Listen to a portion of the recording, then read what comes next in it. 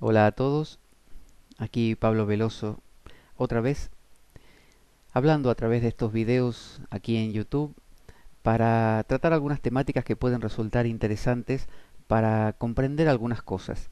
A veces lo que vemos en los medios de comunicación, lo que podemos tener acceso a través del quehacer cotidiano, resulta ser como una redundancia, resulta ser un poco más de el mismo pregón repetido una y otra vez. Y hay veces que las personas se llegan a un punto en que generan un descontento tal que protestan de manera genuina y de manera muy respetable contra el sistema. Y sin embargo ha sucedido a lo largo de la historia que el ser humano, cuando carece de un verdadero conocimiento de qué está haciendo, de por qué lo está haciendo, de hacia dónde se dirigen las cosas, y si carece sobre todo de una visión un poco más global que le permite mirar como miraría un águila volando muy alto el valle, esa persona suele tomar medidas que resultan ser simplemente paliativos, suelen ser o suele reclamar cambios que en realidad perpetúan la misma circunstancia, solo que a veces es como un caramelo que le damos a un niño, a un crío que tiene que tomar, no sé, una medicina o quiere un caramelo y tenemos solo uno y ese caramelo no lo quiere, bueno, se lo envolvemos en otro color y resulta que lo aceptará pensando que se trata de algo diferente, cuando en realidad es exactamente la misma cosa. Ayer, aquí en las calles de Oviedo, en España, pasó una procesión, una marcha, eh, pidiendo, eh, pidiendo libertad, pidiendo el final de la opresión, de los impuestos excesivos, de las mentiras con respecto a lo que el gobierno había prometido, de la opresión del pueblo por parte de los gobernantes, del abuso. Bueno, una serie de pedidos muy naturales, muy genuinos, a los cuales obviamente yo me pliego de corazón y que ese descontento de esa gente es también mi descontento y los de muchos otros por circunstancias que no es que no deberían ser así, podrían ser de otra manera. Sin embargo, eh, cuando examinamos un poquito mejor qué está pidiendo esta gente y cuál es el origen de este pedido o cuál es el origen de esta supuesta crisis, empezamos a darnos cuenta de que no es una crisis real, no es una crisis material. Como tantas otras veces hemos hablado acerca del valor de las palabras, acerca de cómo nos contamos historias y las creemos, como por ejemplo hemos hablado de que, no sé, España y Portugal tienen una frontera en común y esa frontera es muy real porque es la que divide a dos países. Pero nos olvidamos, aun cuando podamos hacer una guerra entre esos dos países, nos olvidamos que una frontera es algo convencional, algo convenido por ambas partes y a veces mediante un enfrentamiento armado. Y finalmente se pone esa línea, que es una línea virtual, es una línea irreal, es una línea convenida, es una línea aceptada por ambos, pero no existe en la naturaleza. Uno mira al suelo en esa supuesta frontera y no ve diferencia. La misma hierba del lado portugués o del lado español es la misma hierba. No tiene un color diferente, no habla otro idioma, no tiene costumbres distintas, es la misma hierba. Entonces, superponemos al mundo realidades que no lo son, es decir, superponemos ideas, como por ejemplo esta idea de, no sé, europeo, americano, oriental, ideas de religiones, cristiano, budista, musulmán, no sé, seguidor de la New Age, de la nueva era, los chakras, bueno, todo esto que tiene que ver con ideas simplemente, pensamientos que usamos para poder cartografiar la realidad, como cuando decimos aquí en este punto del mapa hay un río. Bueno, ahí no hay un río. El río está alrededor, está afuera, está fluyendo verdaderamente. Uno puede tocar el río y se moja, pero si toca el mapa donde está el río no se moja. Si uno tiene muchísima sed y repite la palabra agua 1 millón de veces, probablemente muera de sed. pero si bebe un solo vaso de agua, probablemente sobreviva. Entonces, el nombre de la cosa no es la cosa. Y entonces se nos ha enseñado a vivir en un mundo de representaciones, en un mundo de ideas que sustituyen a la realidad. Entonces, por ejemplo, una de estas ideas es el dinero. En épocas muy antiguas existía, no sé, la patata, la papa, que se cultivaba, se sacaba de la tierra con mucho esfuerzo, se comía en una comida, supongamos, familiar, y llenaba el estómago y se sobrevivía con eso. A veces esa papa, esa patata, servía para comerciar e intercambiarla a través del trueque por, no sé, vino, por legumbres, por distintas cosas. Entonces, la patata o la papa era un objeto real que se intercambiaba por otros objetos reales que servían para nutrir a un cuerpo real. Sin embargo, hoy en día ya no manejamos objetos reales, sino simplemente números. Y estos números están representados en gran medida por dinero. Cuando hablamos de el euro, el peso, el dólar, el yen o cualquier moneda del mundo, la libra, el marco, cualquiera de estas monedas, representan algo, pero no lo son. Es decir, hoy en día vivimos en un mundo donde no tocamos prácticamente los objetos para comerciar, sino que usamos una divisa, una moneda, un símbolo que nos permite hacer de cuenta que ya lo hemos intercambiado. Entonces, muchas veces cuando ganamos un dinero a través de un trabajo, por ejemplo, la mayoría de las veces ese dinero no viene a nuestra mano verdaderamente. Es depositado en una cuenta bancaria. Pero ni siquiera es que el que nos emplea, el empleador, ha cogido ese dinero y lo ha llevado hasta el banco y lo ha puesto ahí. Simplemente el empleador ha pedido al banco que transfiera parte de su dinero al dinero a la cuenta del empleado. Pero tampoco ha sucedido así. Nadie ha llevado en un coche dinero del empleador hasta el banco donde tiene su dinero el empleado. En absoluto. Simplemente se ha tecleado un número, que es un número de cantidad, por ejemplo, 1.000 euros o 800 euros o 3.000 euros, lo que fuera, y supuestamente se ha sumado a la cuenta del, del receptor, del empleado. Y de esa manera el empleado dice, ahora tengo 1.000 euros más. En realidad no los tiene, no los tiene en su mano, no los toca. Simplemente ahora es un número que tiene en ese banco. Y cuando quiere hacer una compra, por ejemplo con su tarjeta de crédito, se le debita, se le quita de ese número otra vez, pero de un número, no de algo que él tenga verdaderamente. Ya no es la patata que él se la da al otro y le dan a cambio un pato, por ejemplo. 1 kilo de patatas por un pato. No, ya no son objetos que él pueda tocar. Ahora es todo virtual. Es como si él ni se enterase de todo esto. Y en el interín, aquellos que hacen estas transacciones, estos intercambios, que aparentemente tan gentilmente nos ayudan a tener un mundo más ordenado y más limpio y nos evitan esto de estar caminando con una bolsa de monedas que nos pueden robar con la consiguiente violencia. Bueno, estos son llamados los bancos. Y estos bancos lo que hacen es sumarle a nuestro dinero lo que se llama un interés. A este dinero que tampoco es real, es virtual. Y operan con este dinero virtual nuestro, haciendo compras y ventas y generando más números, generando más subdivisiones a la hora de prestar, por ejemplo, lo que se llama el crédito, y así entramos en un mundo donde no existen objetos reales, sino objetos virtuales.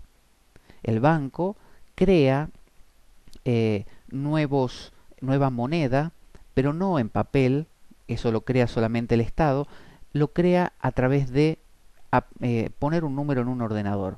Y cuando nos presta ese dinero, nos da el crédito, que además tiene intereses, nos da un crédito generándolo de la nada por completo. No usa su propio dinero, sino que es como una promesa, algo virtual. Esto vale por...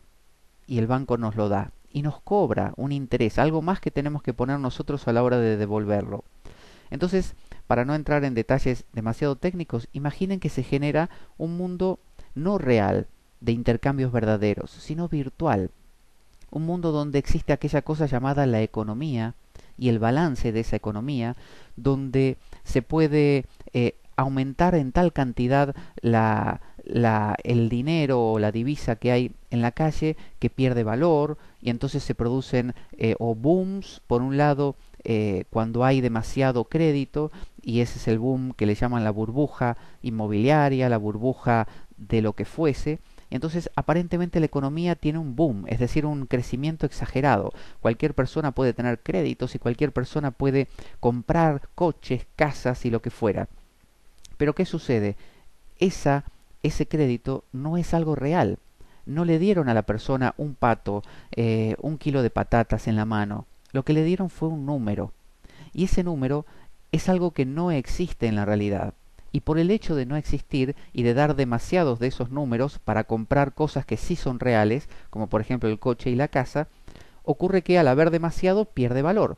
Y después ocurre lo que se llama una depresión. Y ahí es cuando decimos, después de la burbuja viene la crisis. Y estamos en una profunda crisis y no podemos salir de ella. Pero en realidad uno mira los árboles frutales y siguen dando manzanas. Están los trabajadores que recolectan esas manzanas. Como todos los días, pueden levantarse por la mañana, pueden hacer su trabajo, tienen ganas de hacerlo, quieren hacerlo para tener que comer. Están las vacas que dan leche y carne también, están las gallinas que ponen sus huevos, como siempre, la tierra hace crecer la hierba, las zanahorias, las patatas y todo lo que existe sigue estando ahí. El sol da calor, el mar da peces, todo tal como estaba. Entonces, ¿qué es lo que ha cambiado ahí? ¿Dónde está la crisis? La crisis es una crisis simbólica, simplemente porque vivimos en un mundo de símbolos. Así como elegimos rotularnos simbólicamente como, no sé, trastorno obsesivo compulsivo, tengo TOC, tengo depresión, tengo, no sé, fobia, tengo paranoia, tengo psicosis, soy un pecador, soy un, no sé, un caído, soy una mala persona. Así como nos gusta rotularnos con palabras y creer que son realidades, que describen cosas verdaderas, y en realidad lo único que hacen es contar una historia. Y así como podemos tener un gran conflicto interior solamente de símbolos, es decir, si yo me considero a mí mismo un perdedor, voy a tener un gran conflicto y un trauma y gran sufrimiento, pero no un sufrimiento verdadero, porque no lo soy, no soy un perdedor. Eso es una idea nada más, subjetiva totalmente. Quizás yo piense que soy un perdedor y otro me mira a mí y piensa que soy un ganador. Entonces, ¿qué soy verdaderamente? Ninguna de las dos cosas, porque cualquiera de esas dos cosas son meras opiniones. Entonces, las palabras son nuestra cárcel. Y hemos elegido tener, aunque también, bueno, está la opción o la idea o la propuesta que tienen algunos de como una especie de conspiración global para manipular al mundo. Es posible, la mente humana a veces tiene esos intereses, pero supongamos que es algo espontáneo, algo que ha sucedido así, que se ha venido dando así. Y hemos elegido, supongamos, o se ha dado así, crear un mundo donde el símbolo es más importante que lo real. O sea, lo que representa, el símbolo, el representante de, es más real que lo representado. Entonces, el río, no sé, Ganges o Támesis es más importante que el Támesis verdadero o que el Ganges verdadero. Entonces hablamos de el nombre, el río Támesis, el río Ganges, o la depresión o el depresivo, más importante que la persona que hay detrás, totalmente desconocida para nosotros, porque la estamos rotulando y no viendo, solamente vemos el rótulo.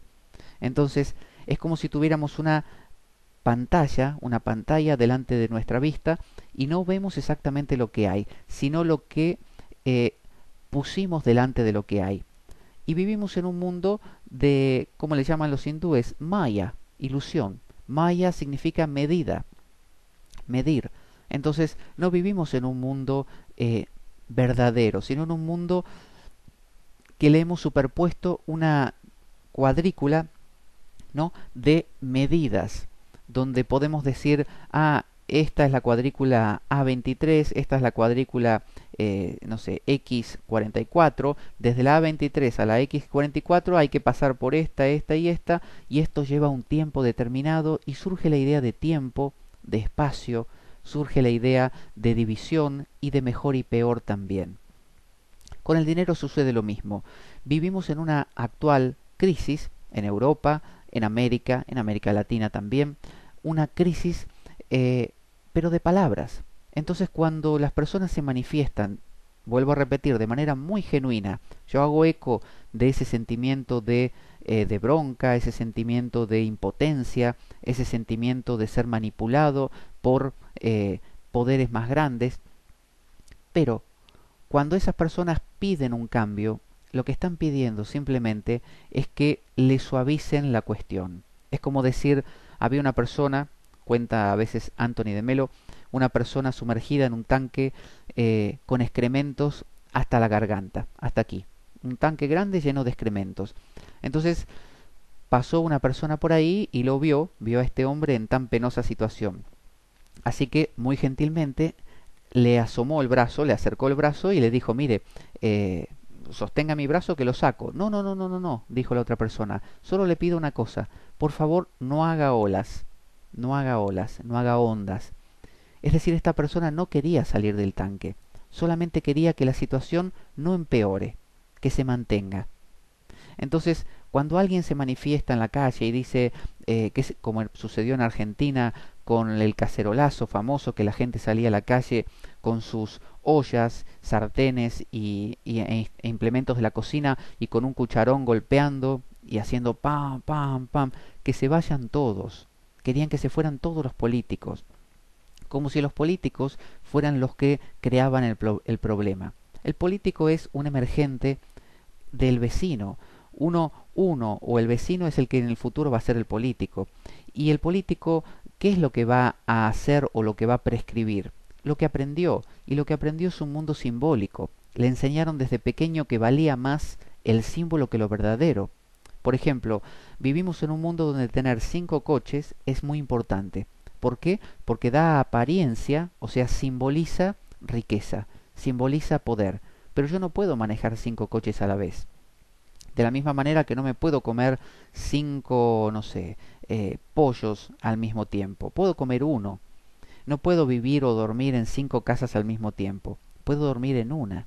Entonces vivimos en un mundo donde se convierte en más importante lo simbólico, lo que representa. Esto representa poder, esto representa riqueza, esto representa inteligencia, esto representa esto y lo otro. Entonces la moneda, como símbolo, se vuelve algo importante. En lugar de entonces tener lo que necesitamos, las 4 o 5 cosas que son útiles para nuestra vida, queremos algo que nos permita exponencialmente crecer simbólicamente. Entonces inventamos algo que no es real, llamado la moneda. Y esa moneda es un símbolo de riqueza. Y para que sea exponencialmente, potencialmente capaz de crecer, es decir, si yo quiero algo que pueda acumular pero en cantidades inusitadas, sin fin, porque si yo quiero acumular oro, llega un punto que o no me da el lugar donde lo estoy guardando, no cabe, o bien ya exploté todo el oro que había en la zona y necesito viajar a otro lugar y conseguir otro, o ya exploté el de todo el mundo y ese es el máximo. Pero no, la moneda no es así. La moneda no tiene fin, porque no es real. Es decir, cuando un banco da un crédito, lo que hace es poner un número. Y ese número es moneda en circulación en la calle a partir de ese momento. Solo que cuando muchos bancos dan muchos créditos de manera muy fácil, producen a la larga una caída del sistema económico. Es decir, ese sistema se sobresatura de divisas y por lo tanto cae el valor de las cosas. Es decir, si mucha gente tiene mucho dinero para comprar las 4 o 5 cosas verdaderas, el pato, la patata y el pollo que anda por ahí, o el coche y la casa, entonces esos objetos van a perder valor porque hay demasiado poder adquisitivo. Entonces lo que ocurre es lo que se llama una depresión. Se empiezan a aumentar los impuestos de maneras brutales, se empiezan a retirar los créditos para que la gente no pueda pedirlos más y de esa manera ir retirando la cantidad de esas divisas fantasiosas, armadas, inventadas, no reales, que hay en la calle. Eso se conoce como crisis, como depresión, y entonces llega de nuevo un punto de equilibrio. Y ahí comienza de nuevo el ciclo. Entonces a eso le llamamos una economía sostenible, una economía equilibrada. Entonces, al vivir en símbolos, vivimos en un mundo que no es verdadero y por lo tanto que no tiene esa armonía natural de la vida, sino una armonía inventada. Y es una armonía inventada de una manera totalmente como inestable, totalmente fluctuante. Y es algo que genera mucho dolor y sufrimiento en el ser humano. Entonces, cuando las personas, como ayer, se manifiestan en la calle y piden un cambio, piden que, no sé, reivindicaciones o que los políticos realmente cumplan lo que dicen o que los saquen de este problema económico o piden que haya comida y que haya trabajo. No se puede pedir peras al olmo, no se le puede pedir trabajo, no se le puede pedir tener todos el suficiente dinero para comprar las cosas cuando el propio sistema que se está utilizando genera eso. En realidad, esa gente, si observara con un poco más de cuidado todo el panorama, se daría cuenta que el problema no está en lo que necesita conseguir, porque ya lo tiene, está ahí. Es decir, los árboles frutales están ahí, las vacas están ahí, los pollos están ahí, la mano de obra de la gente está ahí, los seres humanos son los mismos, los coches y las casas están ahí. El único conflicto y crisis es en la moneda, es en la confianza virtual que se ha depositado, o la confianza real que se ha depositado en algo virtual, en algo que no existe. Entonces, si tiene que haber un cambio verdadero, ese cambio solo puede venir de soltar un mundo donde vivimos en lo simbólico. Quizás tarde o temprano la moneda así generada por los bancos empiece a desaparecer, lo que se llama el crédito, y existan transacciones uno a uno, transacciones como antes en el pasado que se prohibía la usura, ¿no? En la Biblia, en muchas religiones, se penaliza la usura, es decir, prestar con un intermedio o con una obtención de una ganancia por ello. Entonces se propone solamente prestar y lo que se presta que sea un objeto real y que luego sea devuelto en su momento. Pero si se empieza a jugar con el interés, ¿no? Eso genera no solo tensiones y presiones, sino un desbalance, porque ya no hay un objeto por otro, ya hay un objeto por otro más una divisa falsa, una divisa fantasiosa. Y cuando son los bancos los que hacen estos préstamos, es decir, no prestan el pato, la casa o el coche, sino lo que prestan es el dinero para comprarlo, y el dinero no es algo real. El dinero, no sé, la paz, el amor, España, Italia o Francia, son ideas. Hombre, mujer, cristiano o budista, son ideas. No existe un budista en todo este planeta. No existe el planeta. Lo que existe es, o esto. Esto es verdadero. Pero no esto que puedo yo llamar con un nombre. Aplauso. No. Es esto. La vida misma.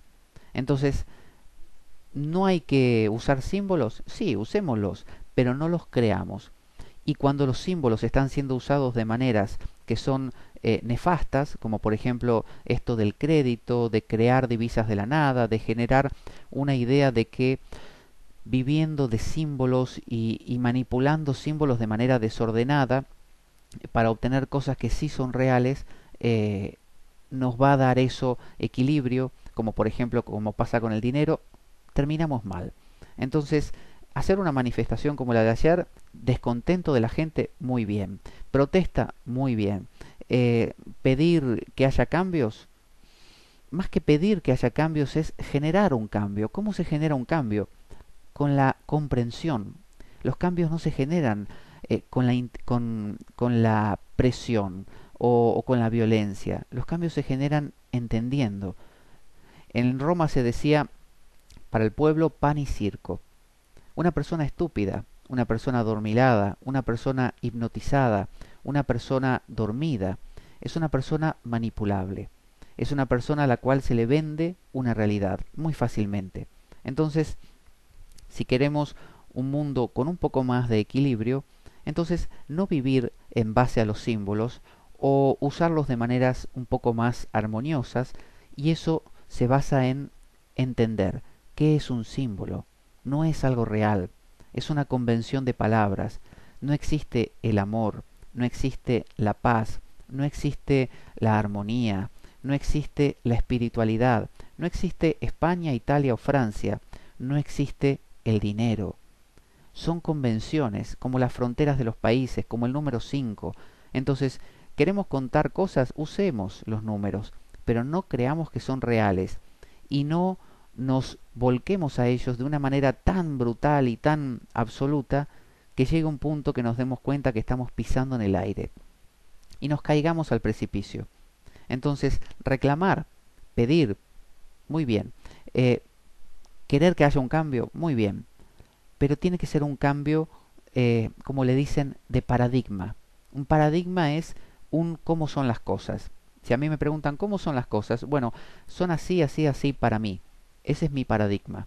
Entonces, antes de Galileo o Copérnico, el paradigma era que la Tierra era plana. Luego de ellos, y de muchas vueltas y complicaciones, la Tierra pasó a ser redonda. O sea, cambió el paradigma. ¿La Tierra en sí cambió? No. Lo que cambió fue la visión que teníamos de ella. ¿Sirvió de algo? Bueno, cuando tenemos símbolos que se acercan mucho más a la realidad que los anteriores, hay más armonía. Si vivimos con símbolos que son demasiado fantasiosos, demasiado exagerados, tarde o temprano, como dicen, cuanto más alto sube, más fuerte cae.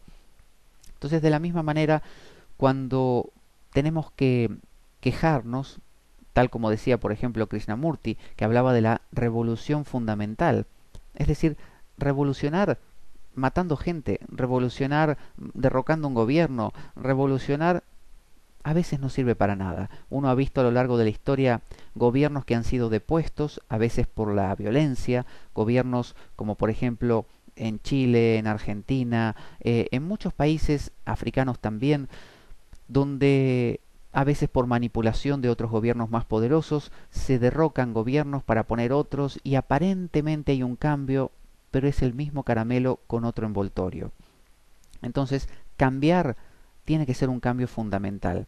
¿Cómo se cambia fundamentalmente? Bueno, Confucio decía, si uno en su casa, en su hogar, no está en armonía, difícilmente puede haber armonía en su familia.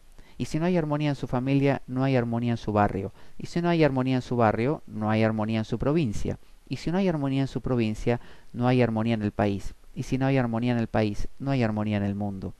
Entonces, el cambio no puede venir de ir con la violencia a matar a nadie, a eliminar a todos los corruptos o no. Tiene que venir de un cambio de paradigma interior. Tiene que venir de lo que llaman algunos despertar, iluminarse, pero en realidad son palabras también. Simplemente podríamos ponerlo así. Si muchas personas comprenden que no son personas, que no son lo que describen los símbolos, sino que son algo más, que está más allá de los símbolos, y entonces empiezan a demitificar a los símbolos y a no creerlos, es decir, a usarlos pero con cautela, con desconfianza, con cuidado, entonces con el mínimo uso que requieren y no el uso exagerado y desmedido, entonces esos símbolos no nos comen y no se convierten en realidades, se convierten en lo que son, representaciones, símbolos. Entonces, cuando veamos manifestaciones, marchas, cantos por la calle con gente que repite dando voces, lemas que otros con un megáfono repiten y que lo hacen como loros y que en realidad son movidos por emociones muy básicas como el descontento, muy fácilmente manipulables por quienes quieren hacerlo, y hemos visto cómo a través de cacerolazos, como decía antes, u otras manifestaciones populares se han depuesto gobiernos que en realidad le habían convenido a otros gobiernos más poderosos que lo habían manejado así, y los descontentos populares basados en símbolos son descontentos manipulados y que la persona jamás lo sabe. Entonces, toda persona que adhiere a un símbolo es un títere. Toda persona que adhiere y cree en un símbolo es una persona que cree en fantasmas, en cosas que no existen. Ningún símbolo puede darle la felicidad. Nadie puede decir, por ejemplo, cuando consiga la iluminación voy a ser feliz. O me he iluminado, soy feliz. Ser feliz y estar iluminado son símbolos, son descripciones, son palabras, son superposiciones a la realidad. La realidad es algo real, no es algo simbólico. Entonces cualquier intento por a través del símbolo llegar a algo real está destinado a fallar. El símbolo es una representación de otra cosa. Así como dijimos a un principio, si tienes sed, bebe agua. Si tienes hambre, come. No repitas la palabra agua o la palabra comida porque te vas a morir de hambre y de sed. Namaste.